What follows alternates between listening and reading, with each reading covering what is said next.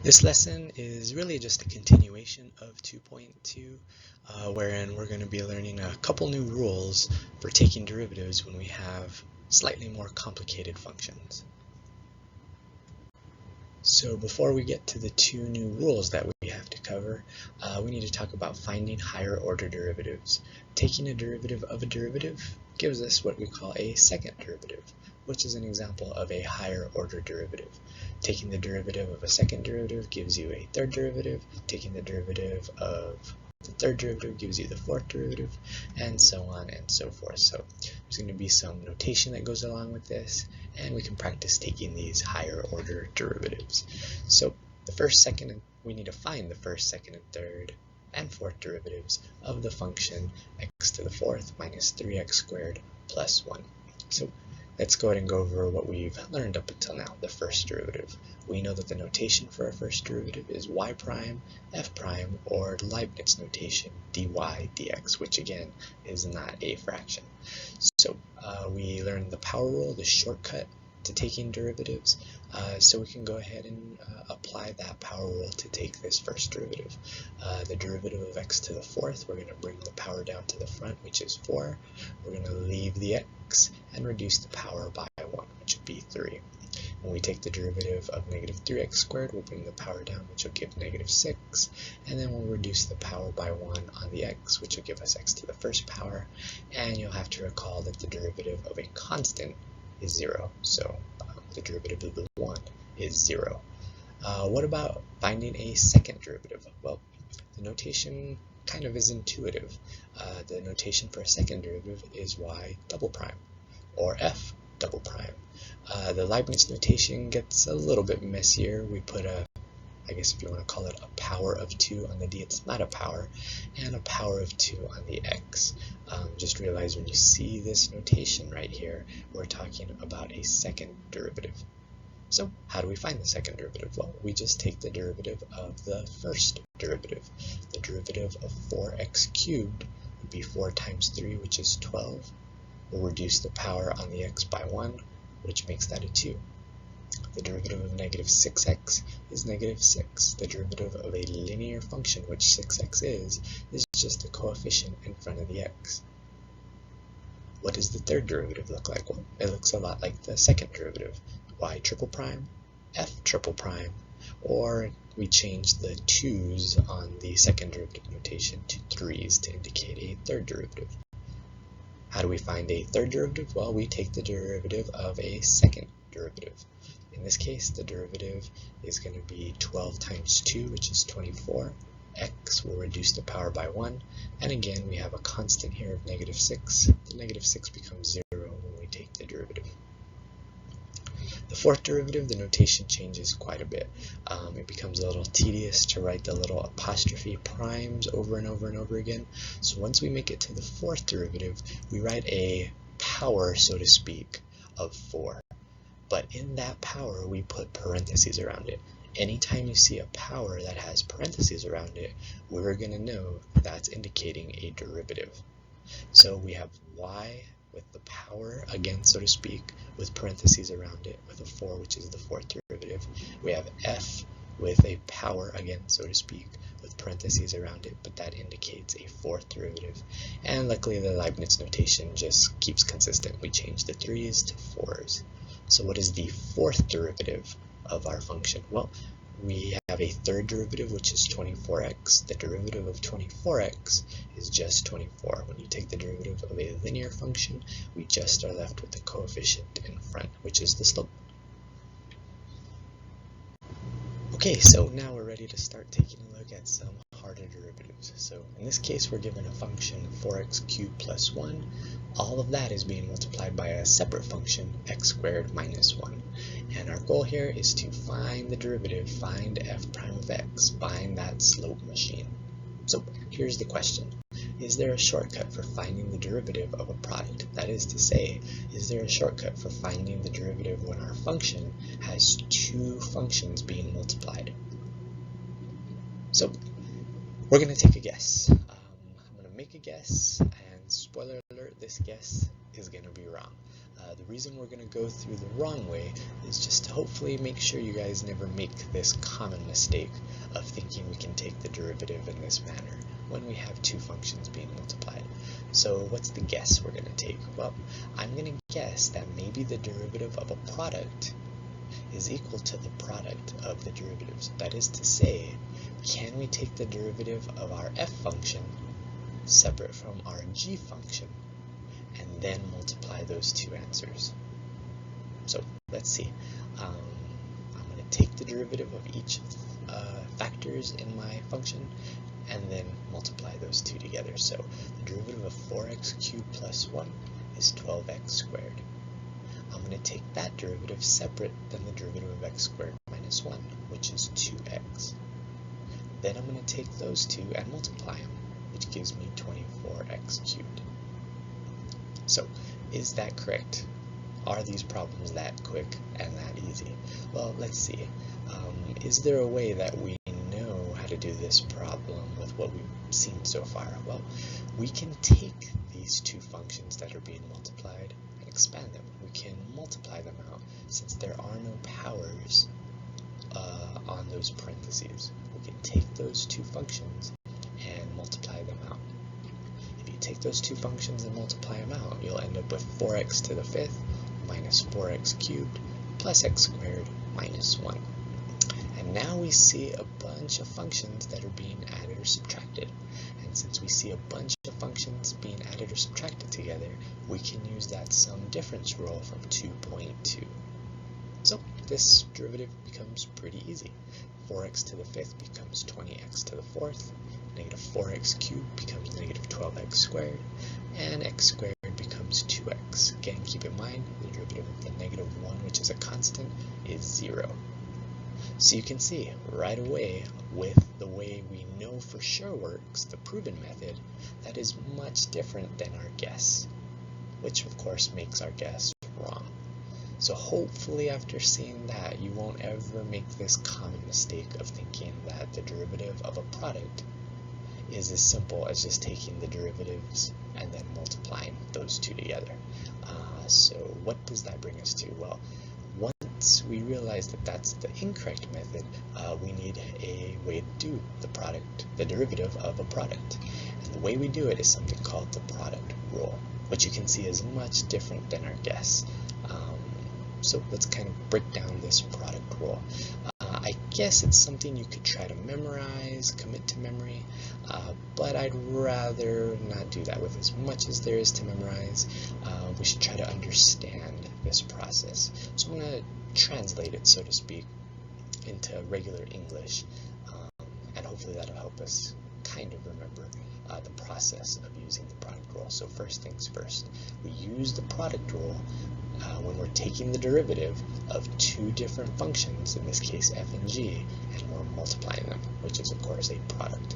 So what does this product rule say? Well, it says this. We're going to take the derivative of the first function, which in this case is f, so that becomes f prime, and then multiply it times the second function. But you'll notice we didn't do the derivative to g, we just left it as g. To all of that, we're going to add the first function, but we didn't take a derivative, that's why it's just f of x. And then we're going to multiply that by the derivative of the second function. The derivative of the second function, which is g prime of x. So that's our product rule. Okay, so now we can put the product rule to practice. So we have a function here, and the major thing we need to point out about this function is it's the product of two different functions. I've color-coded them to make them a little bit different so we can see that they are two different functions, but the important thing is we're multiplying them, so we can think about using the product rule. So let's jump right into it and apply the product rule. So f prime of x, we're taking the derivative, so we have to use that notation. So we need to take the derivative of the first term, the first factor. The first factor is 2x cubed minus 3. That first function, its derivative is 6x squared. By the product rule, we're not going to touch that second function, 6 plus 3x squared. We're just going to leave it alone and multiply it by the derivative of that first function again, which was 6x squared. To all of that, we're going to add the first function, but again, we're not going to touch it. We're not going to take its derivative. We're just going to leave it alone, 2x cubed minus 3, and then multiply that by the derivative of the second function, 6 plus 3x squared. That derivative is just 6x. And that's really the product rule. You can kind of see we swap the roles in the first part compared to the second part. After this, it's just a matter of using some algebra to simplify. I see that both terms have a 6x, so I can factor out a 6x from both of those terms. After that, I can distribute that x into both of those terms. You'll notice that we have two like terms here. So we can combine those two, and we've simplified. The reason we need to simplify, and it's a little note you're going to have to make here, we need to simplify to where this is factored completely. A little bit later on, we're going to be doing problems where we need our derivatives to be completely factored. So it's just going to be good practice to start doing that now. Technically, we could have just circled that very first step right here for the derivative, but we need to get practice simplifying our expressions, our equations that are derivatives. Okay, let's practice another one. And here we have some trig involved in our equation. So we have two separate functions separated by a subtraction, which means we can do both of these derivatives separate from each other. But within this first function, we have a product. In this second function, on the other hand, we don't have a product. It's just the number 2, which is a constant, times sine x. So since it's not the product of two functions, we don't need to be thinking about using a product rule. Unfortunately, for the first part of this equation, it is two functions. So I like to emphasize when I know there are two functions by putting parentheses around the first function and putting parentheses around the second function. That helps me remember that I'm multiplying two different functions. So I put parentheses around the 2x, I put parentheses around the cosine x, and then we're still subtracting negative 2 or minus 2 sine x. Okay, so for the 2x times cosine x, we're going to need the product rule. Y is now y prime because we're taking a derivative. So the derivative of the first term, derivative of 2x, is 2. By the product rule, we're going to leave that second function alone. So just rewrite it, cosine x. And then we're going to switch the roles, so to speak, from that first part. Now I'm going to leave that first function alone, so 2x, not going to take its derivative, and then I'm going to multiply by the derivative of the second function. The derivative of cosine, if you recall from 2.2, is negative sine x. For our last piece, we don't need a product rule. The derivative of negative 2 sine x is very simple. We have a negative 2, which is a constant, so we'll kind of leave that in the front, so to speak, of our function sine, and we just need to apply the derivative of sine. The derivative of sine is cosine, so we'll end up with negative 2 cosine x. If you simplify the mess we've made here, we can take off all the parentheses. I just put those there to emphasize the pieces of the product rule. We'll be left with 2 cosine x minus 2x sine x minus 2 cosine x, and you can see very nicely we get some canceling to happen here, and we're left with a final answer of negative 2x sine x, which again is our derivative. That is our slope machine. Okay, in this problem, we're not just simply finding a derivative, or we're not going to just need to simply find a derivative. We're going to have to apply that concept of a derivative to find the equation of the tangent line of our function that you see at the point 1/2, 6. The very first thing I will ask you to always write down is when you see the words, or any of the words, equations of tangent lines, the very first thing you should write down is the equation of a line. All we need to do is take this equation and plug into it. What do we need to plug in? Well, this is called point-slope form. We need to find a point, and we need to find a slope. So luckily, we have our point already. We have our x value, and we have our y value. The only thing we're missing is the slope. And again, always think of the word derivative when you hear the word slope. So let's go ahead and find the derivative. How are we going to need to find the derivative in this problem? Well, unlike problems in 2.2, we're going to practice the product rule again. We're going to need to apply the product rule since we have a function where it's the product of one function times another function. So we have 3x minus 2x squared times 5 plus 4x squared. So let's practice using the product rule yet again. So the product rule says we need to take the derivative of the first function. The derivative of 3x minus 2x squared is 3 minus 4x. Then we're going to leave the second function alone. Don't take its derivative, it's just going to be multiplied. In the next portion of the product rule, we need to switch those roles. Now we're going to leave the first function alone. We're not going to take its derivative, so that's going to be 3x minus 2x squared. Then we multiply by the derivative of the second function. The derivative of 5 plus 4x squared is 8x. Right here, we can stop because that is our slope machine. We need to find the slope of our tangent line at the point 1/2, 6. But I'm going to go ahead and take a few steps to simplify our derivative. Realistically, we wouldn't have to do this. Probably would be better just to plug in your x value to find the slope, but I'm going to go ahead and take some steps here to simplify. I'm going to combine some like terms and then simplify my derivative, my slope producing machine, down to this. The derivative I get when I simplify is negative 32x cubed plus 36x squared minus 20x plus 15. But please note, you really didn't have to simplify your derivative, since all we need to do now is take the point and plug it in. We need to evaluate to find the slope.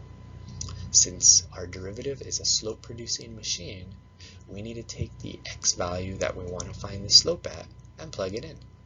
Since there's really not much space to show that plugging in, and you really don't need to show that step, I'm just going to write f prime of 1/2. In other words, I'm taking my x value of 1/2 and plugging it into my derivative.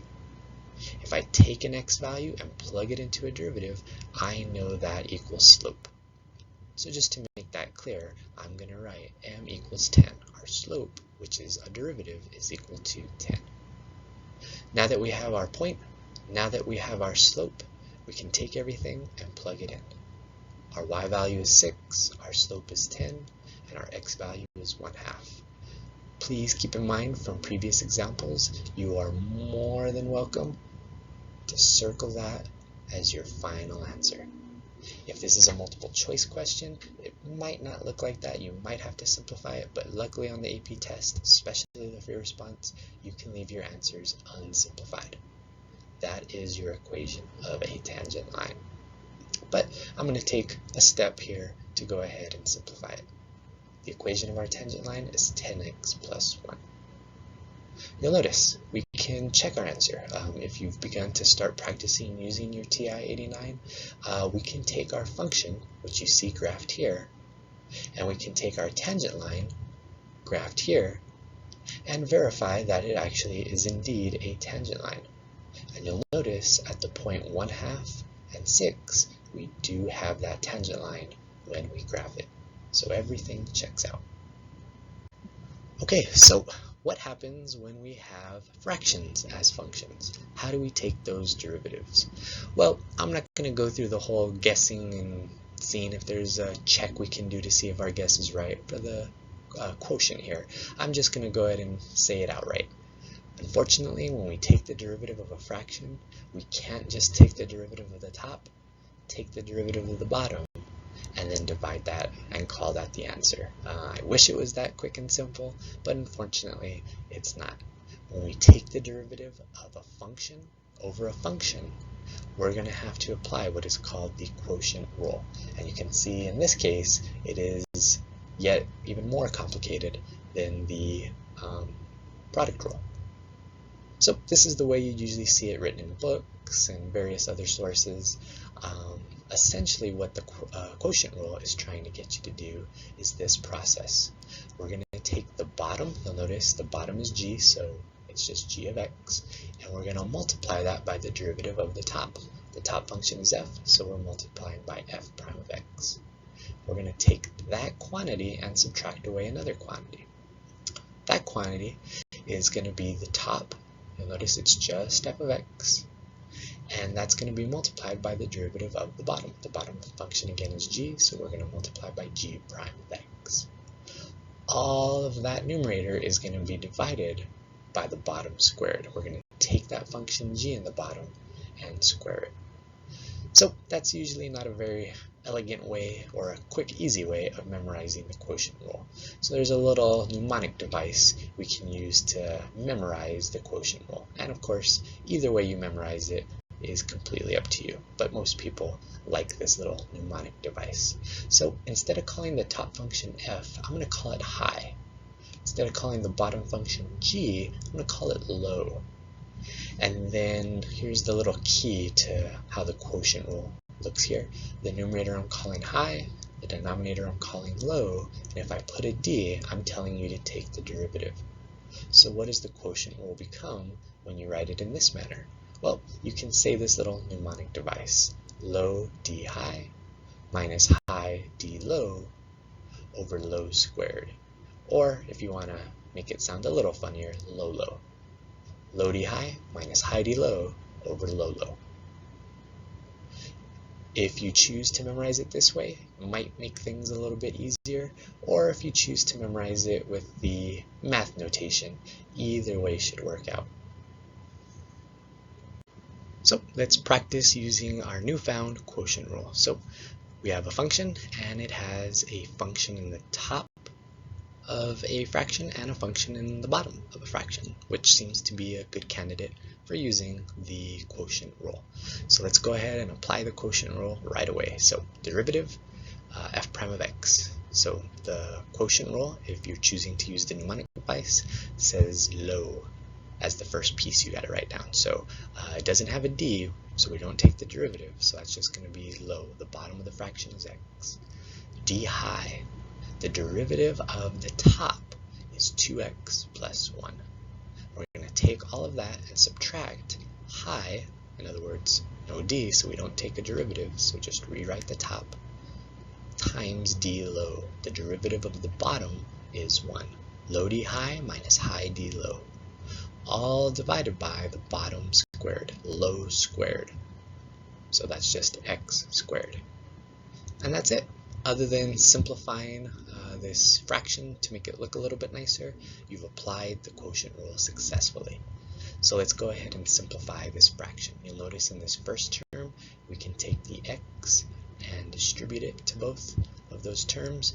And of course in the second piece, multiplying by 1 doesn't matter, but be very careful. We have this minus out in the front, so we have to distribute that to both of those terms.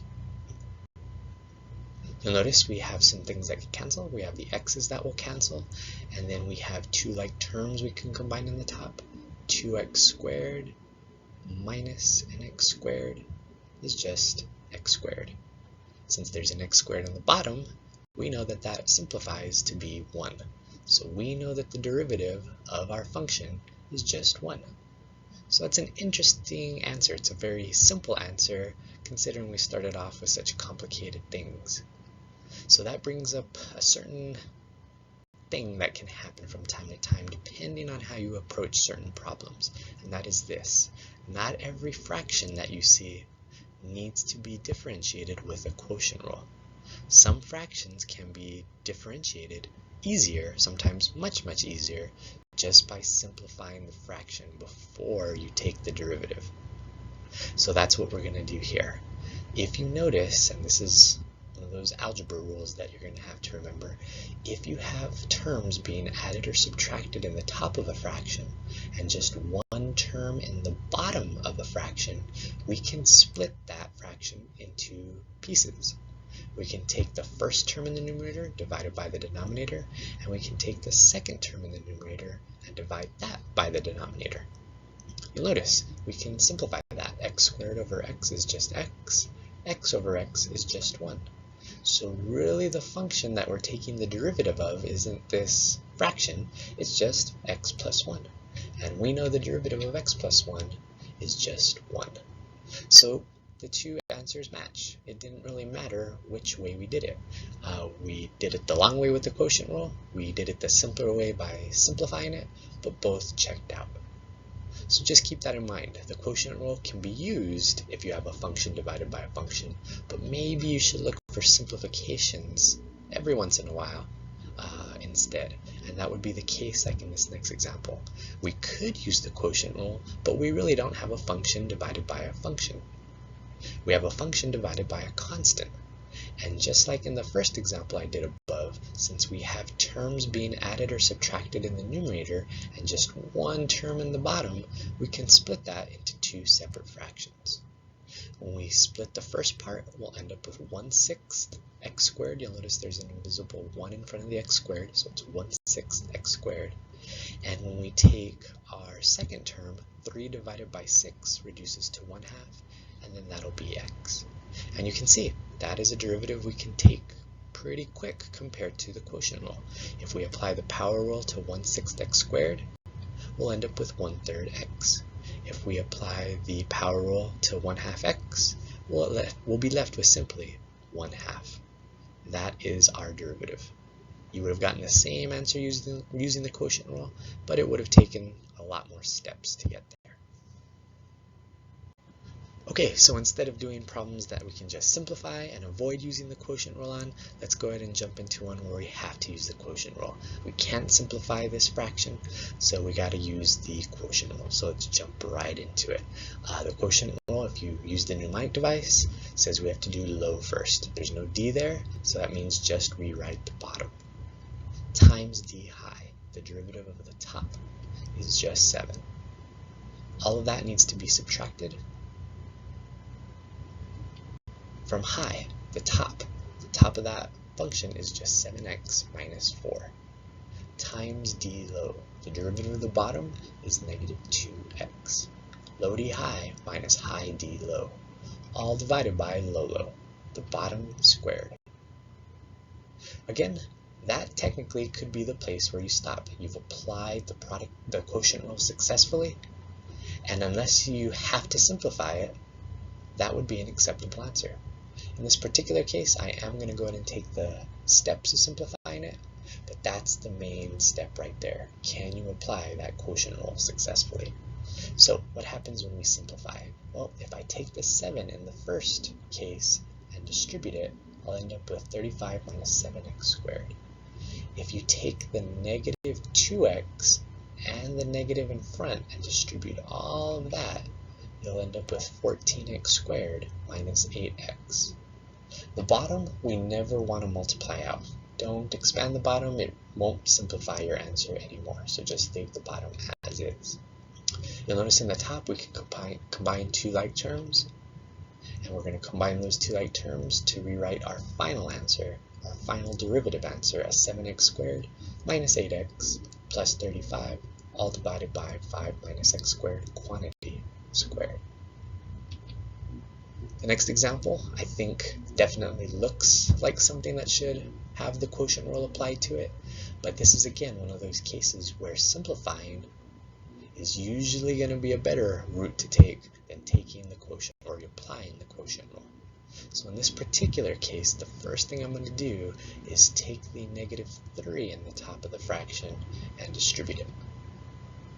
And now you'll notice I have functions that are being added or subtracted in the numerator divided by one term in the bottom, which means I can separate this into separate fractions. I can take the first term divided by the denominator. I can take the second term and divide it by that denominator. Once we've done that, we can simplify if possible. In the first term, the x's will cancel out, so that's negative 9/7. In the second term, x's will cancel out, but since there's 2 in the top, we'll still be left with an x. So we'll have 6 over 7x.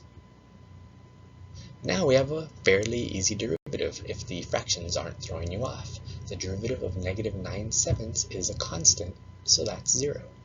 The derivative of 6 over 7x, which is a linear term, there is only a power of 1 on the x, is just 6 over 7.